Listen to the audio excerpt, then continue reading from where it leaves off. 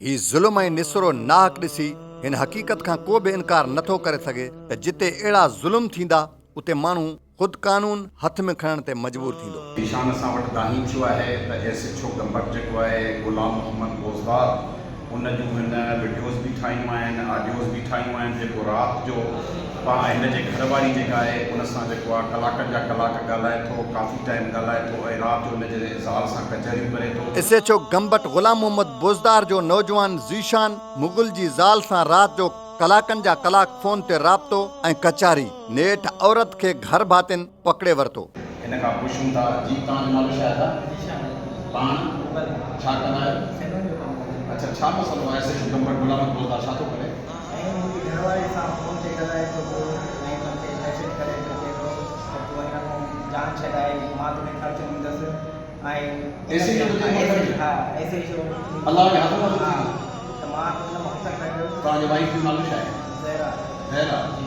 अच्छा, माना तुंहिंजी ज़ाल छो थी नथा करे जॾहिं कान थो करे? उहो मां हुनखे झलियो पर उहो नथी अमल करे मुंहिंजी ॻाल्हि ते। न अहिड़ो कहिड़ो कोड सबूत आहे कानून के शइ थी?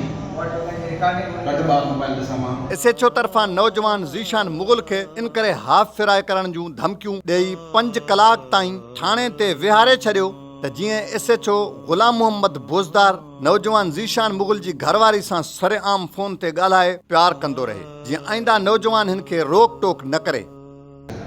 हेतिरियूं ॻाल्हियूं जेको आहे कंहिंजे ज़ाल खे करणु हे तो सही कमु न आहे। हीउ बिल्कुलु जेको आहे ग़लति अमल आहे। हीउ ॾिसो, हीउ क्लोज़ में ॾिसो तव्हां, हे हाणे हे ॻाल्हि आहे। एसएचओ गंबट हेतिरियूं ॻाल्हियूं वरी हुनखे ॻाल्हाए थो, मैसेज करे थो, ॿियो टियों इहो त हा। अच्छा, पोइ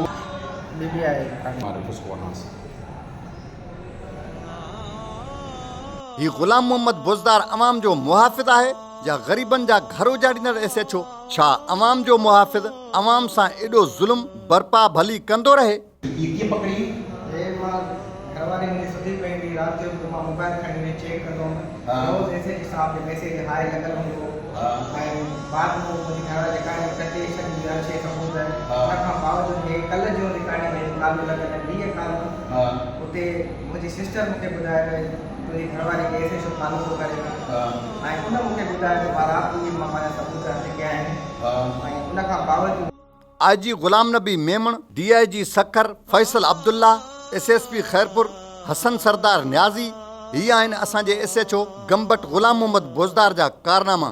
कंहिं ग़रीब मिस्किन जी ज़ाल सां फ़ोन ते कचहरी करे एसएचओ खे कहिड़ो हक़ आहे जो हिन हिकु ग़रीब हुअण ते नौजवान ज़ीशान मुग़ल जो घर फिटाए छॾियो आहे? हाणे तूं IG Sindh Ghulam Nabi Memon, DIG Sukkur Faisal Abdullah चाचाड़, SSP Khairpur Hasan सरदार न्याज़ी खां कहिड़ो मुतालबो? असांजो इंसाफ़ खपे। असां जेको एसएचओ लाभ करे रहियो आहे, मुंहिंजी घरवारी सां ॻाल्हाईंदा, मूंखे इंसाफ़ खपे ऐं मुंहिंजी जान खे ख़तरो आहे। सुभाणे एसएचओ मुंहिंजे मथां कोई बि आफराई करे छॾे या पूरा केस हणे, मां ग़रीब माण्हू आहियां, मां गुज़ारिश थो कयां त मूंसां इंसाफ़। इहा एनसी कराई वई, एनसी एफआईआर रिकॉर्ड कोन्हे जो मुंहिंजो घर ख़राब करणु चाहे थो ऐं माना चवे थो त माना हिन में रिश्तो ख़तमु कर। हा, त मां तुंहिंजो सिस्टम कराए छॾींदुमि। अच्छा, त माना हिन खां तलाक वठे, हिनखे प्रेशर ॾे, हिनखे बेज़ार कर, जीअं हे तोखे पाण फ़ैसिलो करे तलाक ॾे, छो त मुंहिंजे मथां 5 लख ॾंड रखियल आहे। अच्छा, हा, तलाक ॾींदो त 5 लख। मां ग़रीब माण्हू, हाणे एसएचओ ते ज़ोर थो रखे थो तलाक ॾे छोकिरीअ खे।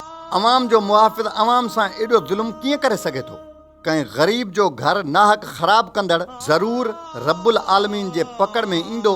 कानून भली ग़रीब मिस्किन सां इंसाफ़ न करे, पर रब करीम बेहतरीन इंसाफ़ करण वारो आहे। आख़िर में ही सवाल तव्हां ताईं छॾिजे थो त जॾहिं वॾा ऑफिसर मतिलबु त SSP Khairpur, DIG Sukkur, IG Sindh जेकॾहिं तकिड़ो नोटिस नथा वठनि त तव्हां उन जो ज़िम्मेवार कंहिंखे सम्झो था?